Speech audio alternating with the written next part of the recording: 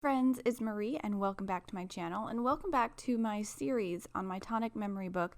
I'm making a little Christmas album here, and in our last video we decorated the cover. Now if you've missed those previous two videos, this is video number 3, and I will put links down in the description of the two previous videos on how I created my cover and pages and how I decorated my front cover. Today I'm going to be adding my pages into my book, and then I'm going to make a simple pocket page layout just using all of the layering dies to create pockets that you can put tags, ephemera, photos in. It's really fun, really simple.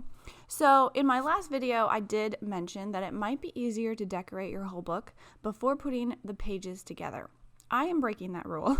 I'm putting the pages in my book because I want to know which layout I want to put on which page. Now the first two pages in here, both sides are going to be pockets.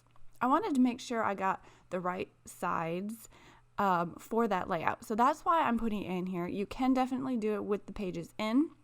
It just gets a little bit more tricky as you add more bulk and more embellishments, but it can be done. So the way I did this is I just used my ATG gun, put a little adhesive on the back spine of those page sets, and then I just adhered them into my book.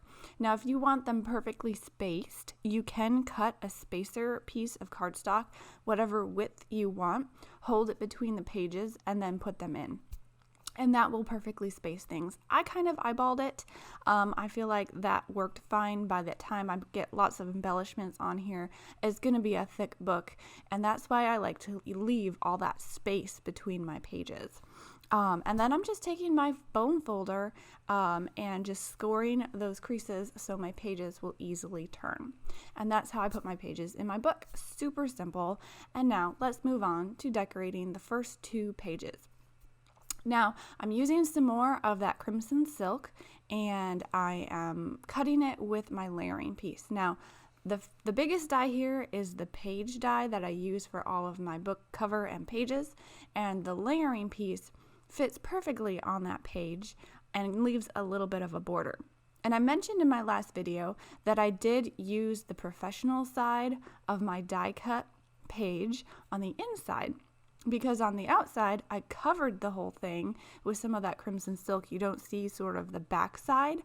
So now that I'm putting a layering piece on, you get those nice little embossed stitched detail on the end, and it's the professional side, and it looks great. It looks a little bit more clean and polished. And I'm just layering some of this crimson silk from Tonic on both sides. Used my Nouveau Deluxe glue. I'm just going to rub it down, give it a second to hold, and let me tell you, this glue is going to be your best friend when you're making these little memory books with lots of layers. I think I used pretty much 90% of liquid glue on this book as I was making it. So I'm going to go ahead and use this page. I wanted to show you there that it's the same pattern that I used on the front cover. I'm just flipping it over and using this gorgeous floral design. I want to cut this in half to make my pockets. Now there's two ways you can make this even. You can go ahead and measure with a ruler, but if you don't want to do the math, you can fold it in half and crease it, and then open it and just trim it along that crease. And that's what I did. The only issue I had with that is that my trimmer is a little bit dull and it left some ragged edges. I did just kind of clean that up with a scissors, but if you want to avoid that, just go ahead and do the math and measure where to cut instead of doing the little foldy thing, because I think that's what contributed to my little mishap. Anyway, not a big deal. I'm going to put a layering piece along the edge after I get my pockets on, just to make it look a little bit cleaner and more polished. But to adhere my pockets, I'm using more of that glue, that Nouveau Deluxe glue. You want to put it on the sides and the bottom and leave the top open, and that's it. Don't put it on the whole back, don't put it on the top, because then you're just going to have a pretty layering piece and it's not actually going to be a pocket.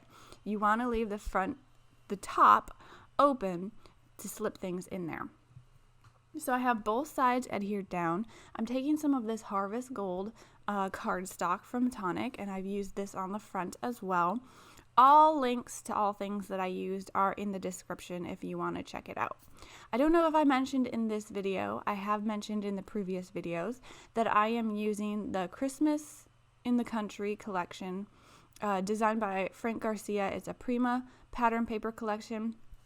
Absolutely gorgeous. So that's the pattern paper you're going to see me using. And then I'm also using some Tonic papers as well. So now I am just using those gold pieces, those really thin pieces that I cut, and I'm just gonna line my pockets with these. I think it makes it look a little bit more clean, a little bit more finished, helps you understand that those are pockets. And I always love gold and shimmer, so I think it looks just fantastic.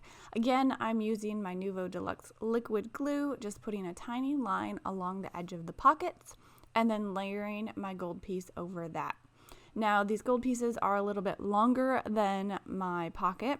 Totally okay. I'm just going to get them stuck on there, and before they're completely glued down, lift up the edge a little bit and just trim it off with my scissors. So, really great, really easy way to make a pocket. That pretty much finishes my front 2 pages. Keep coming back to my channel to see what else I'm making. My next page is going to show you how to make sort of opening flaps or doors to put pages and pictures behind. But I'm also using some of these Prima note cards. These are little journaling cards that goes with the collection.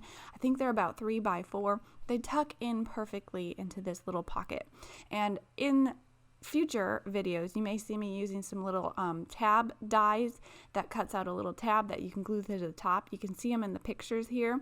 Those are really fun too. So I hope you enjoyed this video. Give it a like, a thumbs up, or share, subscribe, and do all the things. And I'll see you next time in my Christmas video series. Have a great day. Bye.